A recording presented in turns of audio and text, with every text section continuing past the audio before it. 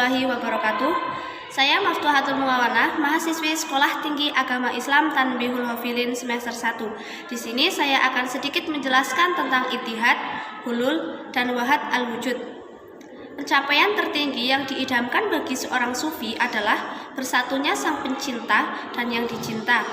Konsep penyatuan ini bagi Abu Yazid al-Bustami dikenal dengan istilah ittihad. Bagi Al-Hallaj dikenal dengan istilah hulul dan Ibnu Arabi menyebutnya dengan istilah wahdat al-wujud. Perbedaan antara ittihad al-Bustami dengan hulul al-Hallaj adalah dalam hulul diri al-Hallaj tidak melebur atau hilang, sementara dalam ittihad diri Abu Yazid hancur dan yang ada hanya diri Tuhan. Jadi dalam ittihad yang dilihat satu wujud, sedangkan dalam hulul ada dua wujud tetapi bersatu dalam satu tubuh. Dalam teorinya tentang wujud, Ibnu Arabi mempercayai terjadinya emanisi, yaitu Allah menampakkan segala sesuatu dari wujud ilmu menjadi wujud materi. Filosofi dari ketiga konsep, yaitu ittihad, hulul, dan wahdat al-wujud adalah bahwa Allah ingin melihat dirinya di luar dirinya, sehingga dijadikannya alam ini yang merupakan cermin bagi Allah dikala ingin melihat dirinya. Pembahasan yang pertama tentang ittihad. Yang dimaksud dengan ittihad adalah suatu tingkatan dalam tasawuf di mana seorang sufi telah merasa dirinya bersatu dengan Tuhan. Sesuatu tingkatan di mana yang mencinta dua yang dicinta telah menjadi satu. Menurut Al-Badawi, dalam ittihad yang dilihat hanya satu wujud, sanggup pun sebenarnya ada dua wajah yang berpisah satu sama lain. Karena yang dilihat dan dirasakan hanya satu wujud, maka dalam ittihad bisa terjadi pertukaran peranan antara yang mencintai dan yang dicintai, atau tegasnya antara sufi dan Tuhan. Dalam ittihad, identitas telah hilang, identitas telah menjadi satu. Sufi yang bersangkutan karena fananya telah tak mempunyai kesadaran diri dan berbicara dengan nama Tuhan. Pembahasan yang kedua yaitu hulul.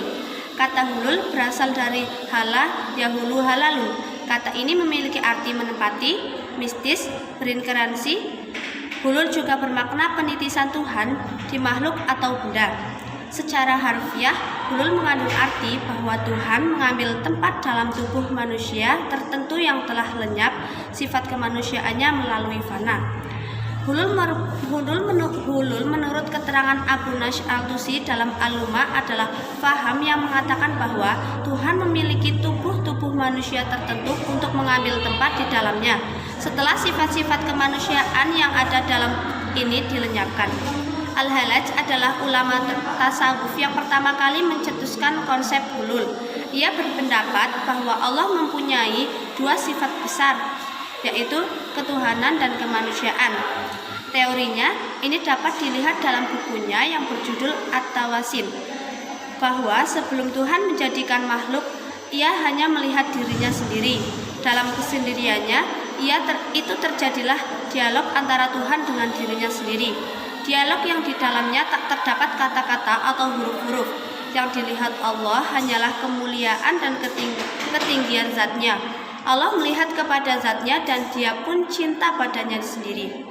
Cinta yang tak dapat didefinisikan, dan cinta inilah yang menjadi sebab wujud dan sebab ada yang banyak ini. Dia pun mengeluarkan dari yang tiada bentuk dirinya yang mempunyai segala sifat dan namanya.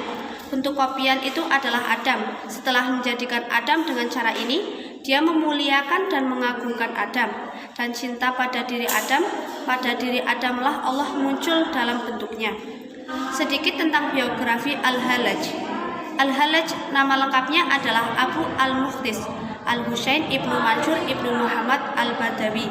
Dia lahir sekitar tahun 244 Hijriah di Al-Baida, Persia. Diberi gelar Al-Hallaj karena penghidupannya dia diperoleh dari meminta wol. Diriwayatkan bahwa sebelum Muslim dia beragama Majusi dan ia juga merupakan keturunan sahabat Nabi Muhammad SAW, yaitu Nabi Ayub. 22 dia tumbuh dan dewasa di Irak dan berguna pada banyak tokoh-tokoh tasawuf pada masanya seperti Sa'd al-Tasturi, Ibnu Umar al-Makki, dan Al-Junaid. Diriwayatkan bahwa pemerintahan pada masanya menuduh dia membuat komplotan untuk menggulingkan penguasa yang sedang memerintah. Di samping itu, ia dituduh pula bahwa ia dengan cara rahasia telah menebarkan aliran Karamithan, yaitu aliran yang menjadi musuh pemerintahan pada masa itu. Diduga kuat bahwa penguasa-penguasa khawatir kepadanya, sebab dia meraih popularitas yang luar biasa serta mempunyai banyak pengikut yang mempunyai kewalian dan kekeramatannya. Yang ketiga, wahdat al-wujud. Wahdat al-wujud berarti kesatuan wujud. Paham ini adalah lanjutan dari paham hulul, dan bahwa oleh Muhyi bin Ibnu Arabi dalam paham wahdat al-wujud.